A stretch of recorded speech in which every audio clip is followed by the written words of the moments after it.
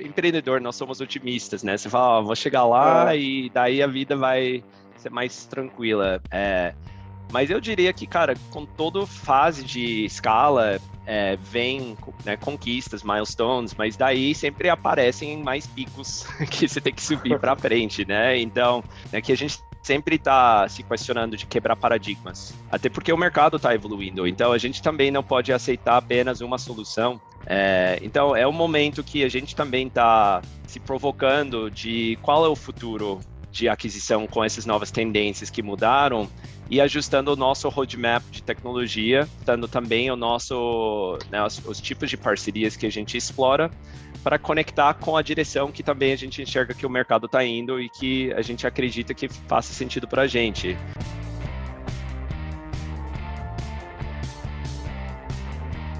Pessoal do Papo de CEO, hoje estamos com Ken Diamond, founder da Scali, empresa aí que está disruptando o mercado. Bem-vindo, Ken. Valeu, obrigado pelo convite, Dário. É muito prazer estar aqui com você. Legal, Ken. A gente estava agora nos bastidores contando um pouquinho, o Ken já estava contando um pouquinho de como é que surgiu o nome Scali, e eu até acho interessante você já começar contando para o público por que o nome Scali, que eu achei sensacional. Legal. Acho que deve ter percebido pelo sotaque, mas eu e meu sócio somos americanos e quando a gente veio para o Brasil, antes de começar a empreender, na real a gente testou nosso relacionamento com algumas viagens de escalada. Então, acho que essa paixão que a gente compartilhou, ao longo do caminho a gente começou a perceber que a escalada tem muitas metáforas e lições que são bem relevantes para o tipo de negócio que a gente queria startar. Então, Scali para a gente é o imperativo, representar a ação, de buscar superar seus limites. Então, foi um pouco disso que foi a inspiração, além de ser dois gringos, né? Ainda aprendendo português e também escolhendo o nome da empresa. Pô, muito bom. E como é que vocês vieram parar aqui, Ken? Como é que vocês decidiram sediar no Brasil? Foi já pela empresa ou não, nada a ver? Foi uma decisão de vida? Conta aí. Legal. Foi 2012, quando eu e meu sócio, Matt, a gente estava conversando, ele já estava trabalhando aqui no banco, então ele tinha um emprego, trabalho tradicional, mas ele era uma das poucas pessoas que eu tinha conhecido em Nova York que tinha essa paixão de empreendedorismo. Então a gente acabou mantendo contato, a gente brinca que foi uma relação de longa distância que deu certo, que a gente acabou trocando muita ideia. E na época, né, o Brasil estava saindo nas capas das revistas, tinha muito movimento sobre o mundo de e-commerce e de tecnologia. Então, acho que foi um pouco uma curiosidade para a gente entrar um pouco no desconhecido e explorar o que poderia ser um espaço nosso também dentro desse novo mundo que estava nascendo aqui. Pô, legal. E aí, falando agora da Scali, explica para o público o que a Scali oferta no mercado, para poder situar a galera e a gente poder conversar um pouquinho sobre o seu mercado. Legal. Então, a Scali é uma empresa de aquisição de clientes. A gente trabalha com grandes marcas de serviços essenciais, como os bancos, serviços de telecom, plano de saúde. A gente trabalha com grandes marcas que buscam impulsionar os resultados de vendas pelos canais digitais, mas que enfrentam diversos desafios internos para conseguir colocar isso na prática. Então, a gente é uma parte consultoria estratégica, só que diferente no sentido que a gente também coloca a mão na massa. Então, a gente tem esse espírito de empreendedorismo, a gente desenha essas novas jornadas e a gente traz a nossa própria tecnologia, nossos dados proprietários também, para alavancar esses resultados e criar essas jornadas de compras mais modernas e mais eficientes em conversão. Pô, muito bom. E tem algum tipo de segmento que você atua mais ou não? É bem pluralizado? Como é que é isso? A gente começou a nossa história no setor de telecom. Foi inclusive onde eu e Matt tivemos as nossas primeiras experiências com atendimento e experiência de vendas no Brasil. Então, um pouco do nosso histórico, a gente começou atuando com a Claro, Hoje a gente atua com outros operadores também, mas deste lá tem evoluído para outros setores. Então, hoje, por exemplo, a gente trabalha muito próximo de bancos que também estão sentindo toda a pressão dos fintechs também, inovando e trazendo novos canais de aquisição. Então, a gente trabalha bastante com eles para elevar eles para o futuro de aquisição e buscar turbinar essa transformação digital na parte de vendas. Cara, sensacional. E uma coisa que o pouco que a gente vem estudando vocês, e eu não sei se o time comentou com você anteriormente, mas uma das nossas empresas aqui do grupo, a YourDev, ela é fornecedora. Vocês são nossos clientes aqui dentro, na verdade, né? Ah, nossa, eu não sabia disso. A gente já tem muito parceria. Legal. Já tem que parceria. Legal. Nosso time aqui já atua com vocês e, putz, é sensacional. A gente vê vocês aqui internamente e aí, obviamente, o time passa para mim, eu acabo estudando sobre os nossos clientes, que, assim, vocês, na verdade, estão disruptando muito o mercado no sentido de conseguir realmente criar um fluxo comercial, um fluxo de user experience, vamos colocar dentro dessa tecla, para o cliente dessas empresas, onde ele, de fato, navega na melhor qualidade possível do negócio, para que, obviamente, tenha uma conversão acima do esperado. E acontece, assim, a gente vê, é real. Então, o maior barato que eu vejo que vocês vêm para o mercado é justamente esse fluxo, né, esse combinado de tecnologia e entendimento do fluxo do cliente para conseguir uma melhor conversão. E a pulga atrás da orelha cara, como é que você conseguiu entender esse know-how de como conseguir essas conversões em um país extremamente complexo como o Brasil, onde, na verdade, você pousou, agora já tem bastante tempo, mas você já vem crescendo há muito tempo, onde você pousou e já começou a dar muito resultado. O que o brasileiro não estava fazendo que você conseguiu perceber, cara? Eu acho que o brasileiro tem toda a criatividade e toda a habilidade de fazer o que a gente está fazendo. Mas eu acho que a gente tem que lembrar que quando a gente fala de grandes marcas, são empresas que carregam legados, né? Então, carregam dificuldades de ter velocidade, de fazer testes. São organizações que têm silos, querendo ou não, que são às vezes segmentados por business unit ou diretoria e não é tão fácil para essas organizações colocar o consumidor no centro e redesenhar e reimaginar como que esse fluxo poderia ser, com menos etapas, né? Com mais uso de tecnologia, com mais uso de dados.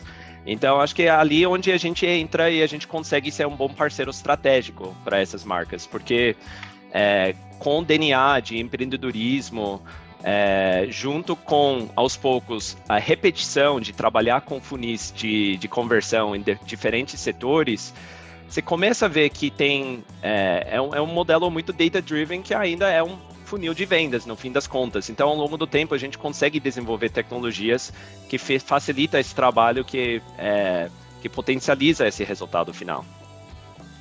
Boa. Mas ainda assim, qual foi o ponto que você olhou que de repente a gente não estava fazendo e que você falou, cara, isso faz sentido? Era justamente assim a questão da conversão? Você acha que aqui a gente estava, sei lá, atrasado, você conseguiu fisgar isso? Porque o grande ponto, a minha sensação é que vocês entregam melhor do que o esperado e principalmente que vocês conseguiram entender alguma coisa que precisava ser feita, que até era falada, mas ninguém fazia. Era meio assim, sabe? Eu acho que é interessante, porque agora que a gente está com anos de experiência, você vê que o mercado realmente vai mudando e também a gente vai mudando e evoluindo juntos para ficar na frente da curva. Então, quando a gente chegou no começo, a gente tem uma raiz, um DNA muito forte em resultados orgânicos, em SEO. Então, no começo, a gente viu que simplesmente marcas não estavam com esse conhecimento e a gente trouxe muito esse resultado que conseguiu alavancar bastante os resultados. Isso juntos com essa visão de ter um time de vendas integrado na nossa jornada. Então, a gente conseguiu conectar dados de uma jornada que inicia digitalmente e que finaliza offline. E quando você conecta essas informações, você começa a abrir um novo mundo de otimização e de oportunidade também. Então, acho que isso no começo foi uma parte do jogo. Agora que a gente está mais evoluído, as marcas já conhecem os canais mais tradicionais, o desafio está evoluindo. Né? Hoje a gente vê, por exemplo, um foco muito grande em canais conversacionais. Né? Que agora que tem uma certa performance, o próximo passo é como que eu posso reduzir o meu custo de aquisição. Né? Então, a gente também vai se reinventando e ficando na frente também, de ver, então agora o novo, próximo desafio não é só esse performance online offline, mas como que a gente pode ajudar em aumentar o share de vendas digitais. Então, isso, por exemplo, um frente que a gente tem investido cada vez mais, de olhar para qual é o futuro de aquisição e garantir que a gente sempre esteja posicionado para ser essa marca que vai, né, empresa que vai levar essas marcas para o futuro. Pô, legal, muito bom. E Ken, assim, dentro do mercado, o que você começa a ter enquanto percepção das vendas digitais? Porque durante a pandemia, a gente conseguiu entender que conversão digital veio para ficar, que não existe mais essa questão do 100% offline, todo mundo tem que ter um pé dentro do digital. A gente demorou aqui no Brasil a entender muito isso, né? O resto do mundo já pensava assim, então eles só tiveram que ajustar algumas coisas. O Brasil, a gente teve que acelerar algumas coisas. E aí, nesse momento, a gente está justamente numa fase, na minha humilde opinião, onde o Brasil sabe que tem que estar no digital, mas não entende tão bem o digital e, ao mesmo tempo, não está conseguindo ver alguns gaps que todo mundo comete. E aí eu volto a bola para você, para te perguntar, você que acaba entendendo muito sobre aquisição de clientes no digital, quais são os pontos que a galera não se liga, não olha, não percebe e que são nevrálgicos assim para o negócio? O que você consegue me dizer sobre isso? Legal, uma ótima observação e pergunta. Realmente, a gente viu, né, eu vi os relatórios, 13 milhões de novos brasileiros comprando pela primeira vez com venda digital na pandemia. A gente está vendo canais conversacionais e chat bombando mesmo. Né, a gente está com uma população que quase todo mundo usa o WhatsApp, Facebook andando nessa direção de monetizar cada vez mais com isso. E a gente tem uma população que já está acostumada a fazer algumas compras mais simples, né, no WhatsApp. Então, acho que já 80% dos usuários já usam o WhatsApp para realizar algum tipo de compra. O que eu vejo é que, apesar dessas tendências, que as marcas sempre vão ser um pouco mais lentas de desconstruir os canais de aquisição, né? Então, a gente viu isso com bancos que têm trabalhado muito para evoluir além da agência, tipo, lugares mais tradicionais. E eu acho que tem mais uma ruptura de novo, que a gente está vendo que com essas interações digitais tem muitas informações e dados disponíveis para personalizar cada vez mais essas jornadas. E não é só venda digital, mas é de olhar mais omnichannel também para isso. Então, a gente está vendo que ainda a atribuição é uma coisa pouco desenvolvida, né? De conseguir conectar insumos preciosos que poderiam informar melhor canal de conversão ou até a melhor experiência personalizada. Então, eu acho que o maior desafio, principalmente com empresas maiores, é de evoluir na velocidade que o mundo está evoluindo, né? De realmente conseguir adotar essas tecnologias e modernizar essa estratégia de aquisição na velocidade que o mundo está evoluindo. Então, eu acho que esse é um pouco o desafio e eu acho que é onde tem a oportunidade para as empresas de tecnologia de levar, né, essas marcas para o futuro. Pô, muito bom. E você acha que a marca, de uma maneira geral, o branding, ele tem uma questão muito significativa nesse processo de aquisição de clientes? Porque existe uma discussão muito grande de, por exemplo, e-commerce aqui no Brasil, né? Todo mundo quer ser e-commerce, mas a grande verdade é que poucos e-commerces estão dando certo. A gente está tendo uma concentração muito grande de e-commerce e em grandes empresas de varejo.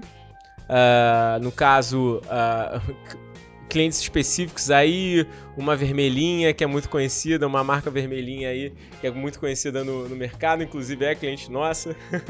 Mas a gente está tendo essa concentração muito grande e poucos outros players conseguindo realmente uma posição. E aí a pergunta que eu te faço, isso é devido talvez um baixo awareness, um baixo investimento em marca, ou é porque simplesmente eles não estão trabalhando conversão tão bem? Por que eu pergunto marca e talvez não outro tópico? Porque a gente até tem plataformas que sugerem, né, um tipo de venda inicial, né, um processo de venda mais interessante, né? Vetex está aí dizendo que consegue converter qualquer coisa. A gente sabe que também não é bem assim, mas a gente vê ainda um grande empecilho de conversão. E aí a pergunta que eu te faço é: a marca tem muita relevância para você nesse sentido? Ou tem, mas são outros tópicos que a galera de repente não está vendo e que são muito importantes para a conversão?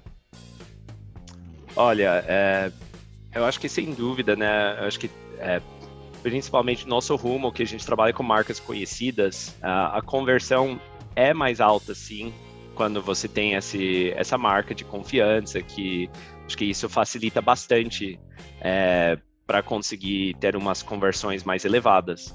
Agora, realmente, depende, né, se vamos dizer, é uma startup que está começando hoje, não tem orçamento para fazer um branding, né, tão forte, né? E eu acho que realmente é um dos desafios dessas startups, de como que eu vou conseguir atingir uma audiência, né? Eu acho que isso né, eu acho que os canais, eu acho que está sempre evoluindo, né? Onde que vai ser o futuro de aquisição? Por exemplo, a gente está vendo muito com influencers e com muito mais movimento indo para audiências, além de portais e de sites, né? Então, talvez essas empresas que estão com esse foco em e-commerce, eu acho que é difícil de stand out, né? Quando a gente está falando de tanta informação, tantas marcas já pré-estabelecidas no mercado. E eu acho que essas empresas vão precisar ser mais espertas e quebrar a caixa um pouco, de ver como que eu consigo um CAC menor e atingir meu público-alvo sem ter essa diferenciação de ser uma marca super conhecida, né? Então, é fácil olhar para trás, né? A gente vê um pouco né, como Airbnb cresceu muito bem através de Craigslist, né? Utilizando outras audiências para conseguir. Então, eu acho que parece óbvio olhando atrás. Eu acho que o desafio agora para essas novas empresas e startups é de olhar para o futuro e falar, como que eu posso quebrar esses paradigmas e encontrar os novos canais para conseguir um modelo que alavanque meu negócio. Boa. Dentro ainda dessa dinâmica de e-commerce, onde você acaba vendo que o e-commerce ele acaba tendo mais resultado? Assim, existe algum segmento de e-commerce mais específico ou não? Porque agora tem e-commerce de tudo, né? Todo mundo está querendo vender digital. Mas existe uma sensação de que alguns negócios são mais para e-commerce do que outros. Você acredita que isso é uma realidade ou não? Olha, eu acho que depende do tipo de produto, né? Por exemplo, tipicamente um produto mais simples para entender é um produto mais fácil de vender sem alguma interação humana ou sem algum apoio personalizado. Então, por exemplo, no nosso negócio, o plano de imóvel, por exemplo, é um produto cada vez mais conhecido, que é fácil, né, de escolher qual é o seu plano. É um plano que pode ser vendido sem nenhum vendedor, sem nenhum chatbot, que precisa explicar as características. Agora, a gente também trabalha com produtos como o plano de saúde. Tem algumas empresas e startups que realmente estão fazendo trabalhos incríveis de simplificar o produto para que possa ser comprado, adquirido 100% digital. Mas eu acho que a realidade é que talvez tenha produtos que tem um nível de complexidade que a parte digital é apenas uma etapa, não necessariamente não precisa ser digital only, né? Pode ser digital first. Então, você pode ter uma etapa de qualificação, mas ainda tem papel para o vendedor, né? Eu acho que o vendedor consegue fazer certas coisas de tranquilizar consumidores quando estão tomando decisões importantes de compras. Então, a nossa visão é que a tecnologia está aqui para potencializar e somar, mas não necessariamente substituir tudo. E eu acho que vai, né, aos poucos, os produtos mais simples talvez sim, possam ser mais substituídos, enquanto produtos mais complexos vão precisar de uma venda mais consultiva e que talvez tenha um pouco um elemento humano envolvido no processo. Boa, legal. E aí agora falando um pouco sobre a Scali de uma maneira geral.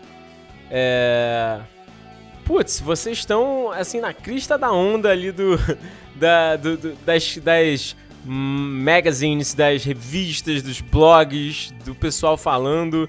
Vocês acabaram estando aí nas 100 Startups to Watch, né? A galera onde fica lá e acaba chamando a atenção do mercado como um todo. Já receberam investimentos de grandes nomes, Redpoint, uma galera pesada. Cara, como é que tá sendo esse momento aí pra vocês? Eu acho que toda fase, você olha, o empreendedor, nós somos otimistas, né? Você fala, vou chegar lá e daí a vida vai ser mais tranquila. Mas eu diria que, cara, com toda fase de escala, vem, né, conquistas, milestones, mas daí sempre aparecem mais picos que você tem que subir para frente, né? Então, eu acho que é um momento que a gente sempre está se questionando de quebrar paradigmas, até porque o mercado está evoluindo, então a gente também não pode aceitar apenas uma solução.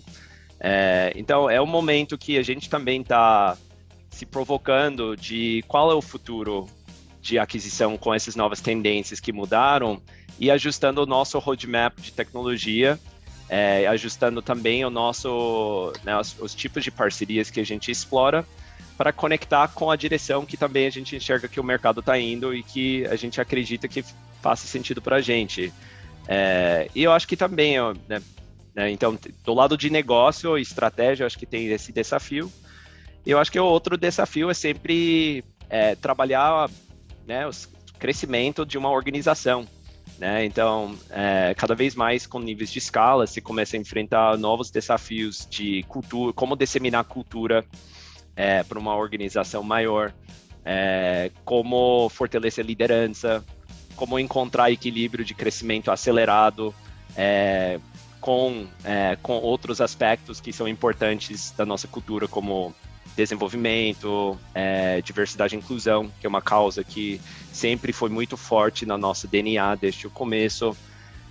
Então, eu acho que vem as complexidades, né, que vem com esse crescimento, que eu acho que também são grandes desafios que a gente busca sempre preservar a nossa essência, os nossos valores, a nossa cultura, mas que a gente entende que tem que evoluir também as estratégias de disseminação e de como fortalecer isso.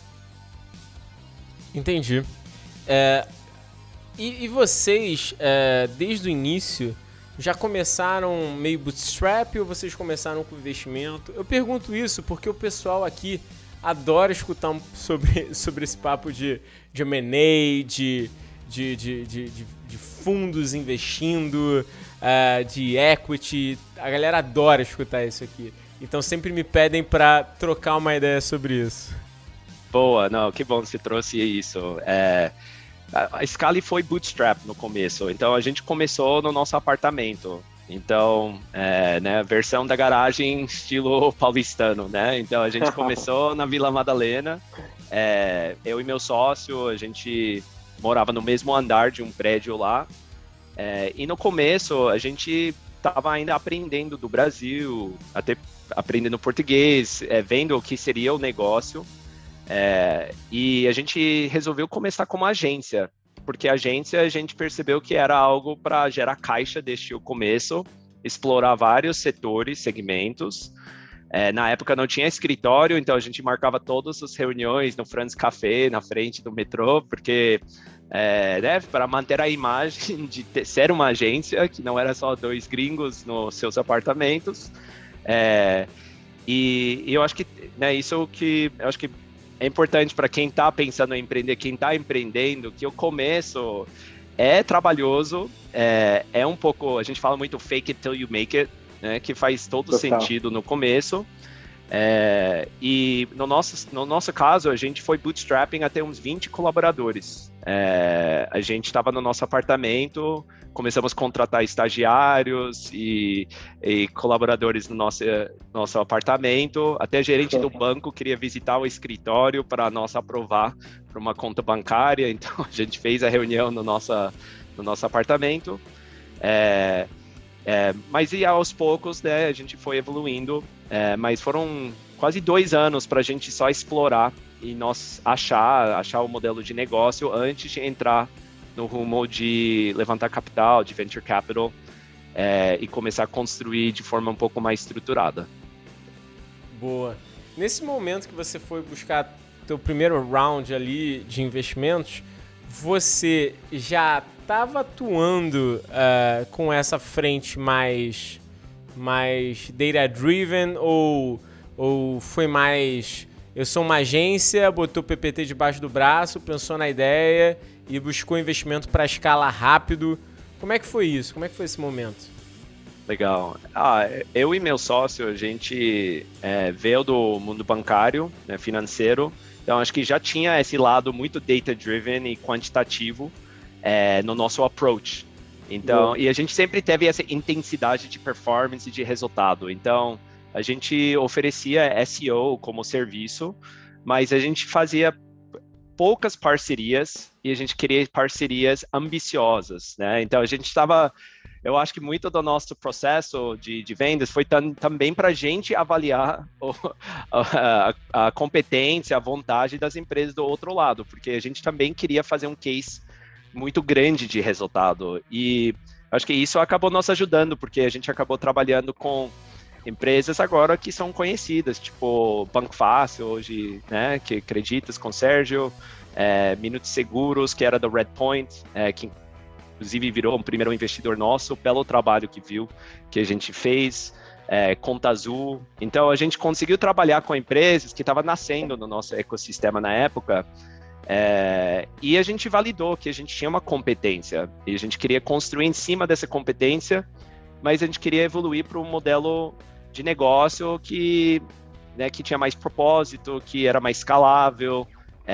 Então, acho que foram alguns fatores que nos levou para evoluir para esse modelo de negócio que a gente tem hoje. Entendi. Pô, muito bom, cara. E aí, nessa toada, onde que surgiu o investimento? Foi mais no início? Vocês pegaram já um primeiro cliente para validar ou não?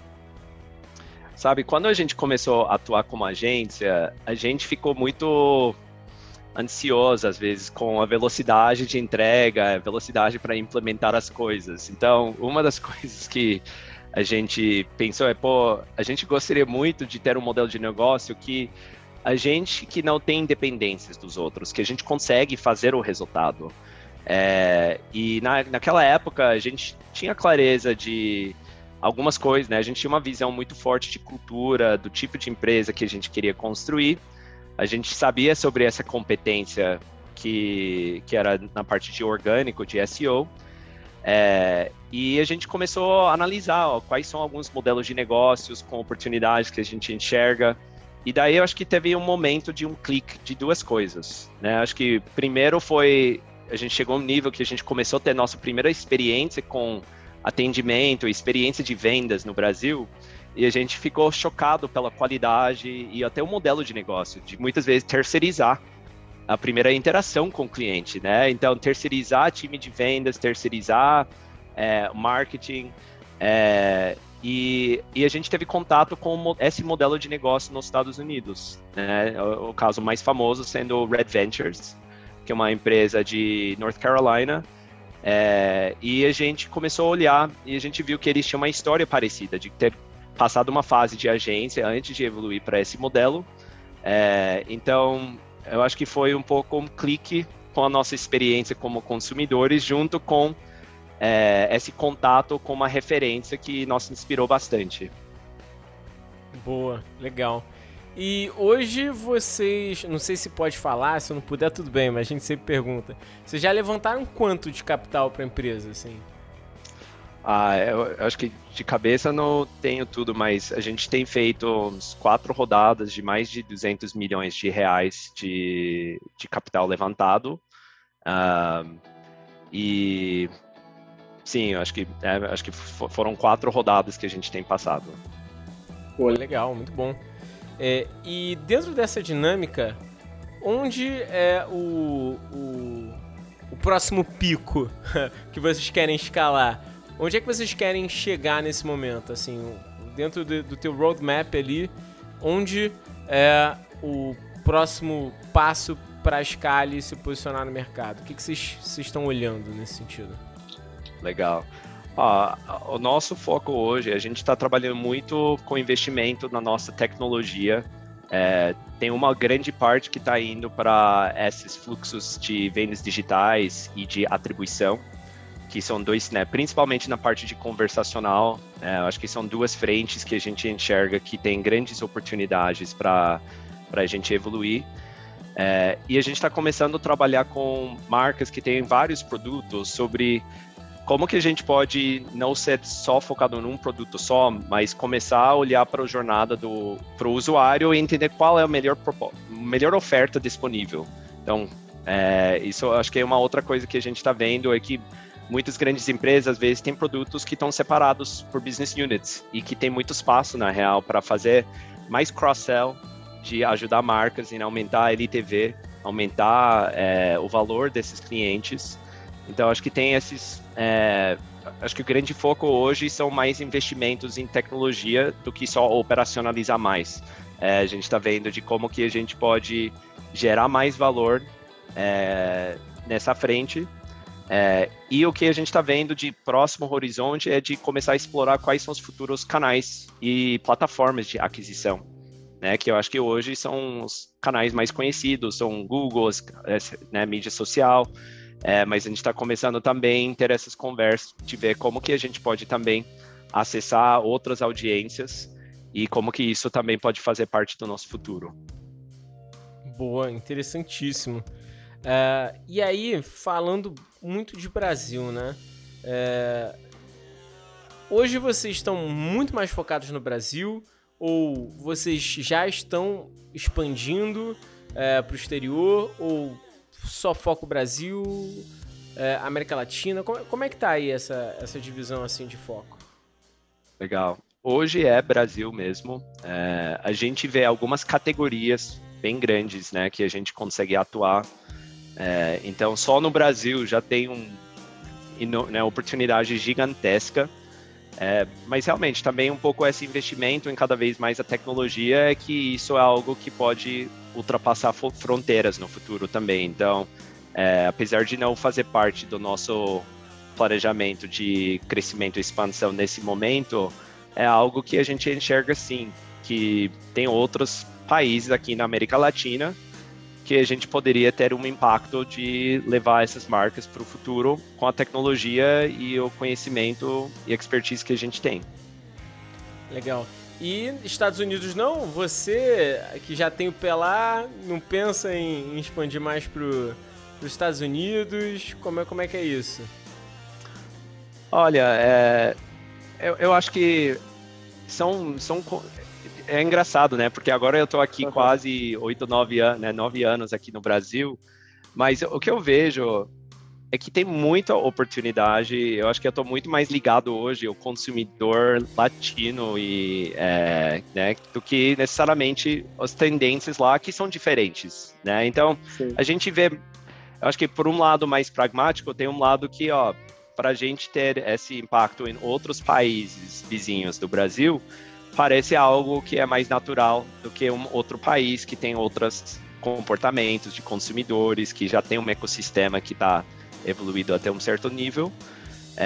E eu acho que se você fala com outros, né, fundadores gringos, eu acho que tem uma parte também de eu acho que tem uma parte de propósito também, de acho que ter um impacto maior quando você sai um pouco da sua bolha também, porque eu vejo que aqui tem grandes problemas a ser resolvidos e que pode ter muito impacto com o nosso esforço, com o nosso trabalho. Então, acho que no nível pessoal, isso sempre é algo que eu e meu sócio, o Matt, sempre falamos de acho que da satisfação também de poder portar conhecimento e trazer um pouco das experiências privilegiadas que a gente tinha.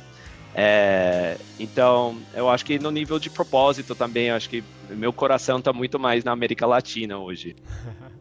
Boa, a gente agradece. E aí, Ken, pensando em termos de players, hoje vocês acabam atuando mais em grandes players ou vocês têm alguma versão para SMB, para Small e Medium Business? Como é que você está olhando aí para a tua carteira? Ou melhor, como é que está a sua oferta de produto? Ela acaba olhando para Enterprise ou tem alguma coisa mais para pequenas e médias empresas? O nosso escopo está mais Enterprise mesmo, com grandes marcas que já tem um certo nível de brand awareness. Por exemplo, a gente não é especialista em branding. A gente acho que tem mais esse fit com essas grandes marcas que estão com esses desafios de como passar pela transformação digital, como modernizar esses fluxos de conversão, modernizar os canais de aquisição. E a gente acaba tendo menos parceiros que a gente pode ir mais a fundo no negócio e realmente virar um strategic partner mesmo, que conheça a indústria, conheça os produtos. Então, hoje SMB não faz parte, né? Acho que isso talvez mais na época da agência, mas hoje, nesse novo contexto, não faz parte do nosso target demographic. Entendi, perfeito. E aí, Ken, já para a gente conversar um pouco sobre algumas mensagens que a gente gosta de trazer para o nosso podcast, cara, para esse pessoal que está começando dentro do digital, que está querendo, rampar talvez uma agência, né? Vamos botar aí como suposição. O que você indica para esse pessoal? Quais são os next steps que eles podem fazer para, de fato, conseguir o seu lugar ao sol aí dentro dessa parte de digital e growth de uma maneira geral? Legal. Eu acho que para quem está começando, tem que ser muito ágil e testar. Então, acho que não pode ficar apaixonado com as suas ideias, com as suas soluções. O que eu mais indico é uma velocidade de teste e de analisar o que está ganhando tração e não ter o seu coração em uma coisa ou outra. A gente tem que ser fiel ao problema que a gente está querendo resolver e não, apaixonado pela solução. Eu acho que isso seria o maior conselho que eu passaria para quem está começando, de não ser fiel à ideia, né? Tem que continuar testando e iterando rápido. Boa, legal, cara.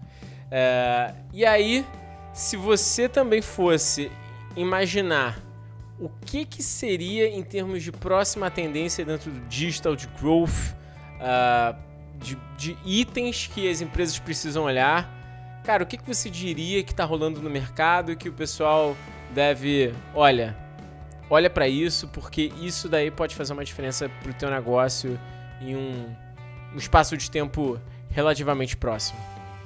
Legal.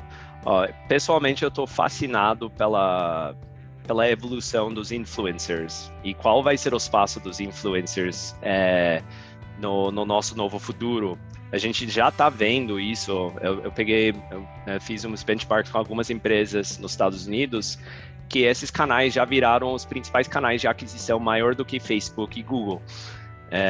Então, eu acho que, para mim, o que é tão interessante é que tem tantos micro-influencers hoje que tem nichos com seguidores muito fiéis e a gente tem visto que eu acho que tem um poder de influência gigantesco.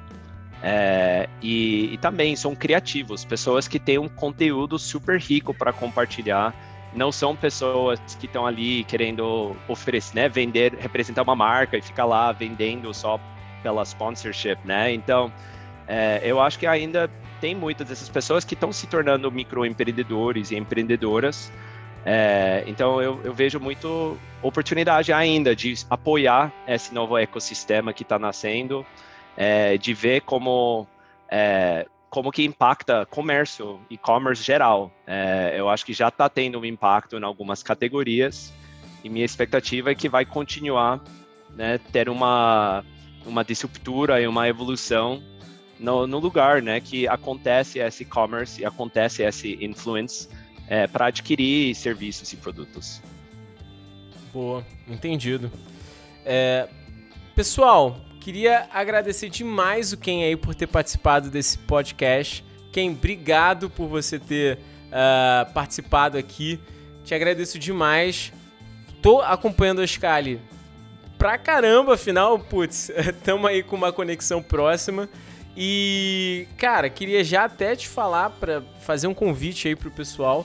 Em algum momento, Ken, a gente vai juntar esses CEOs que a gente já conversou aqui para trocar ideia, para falar um pouco sobre tendências de mercado, de growth e, putz, com certeza quero você nessa roda, viu? Então já fica aí o convite formal e gravado aí.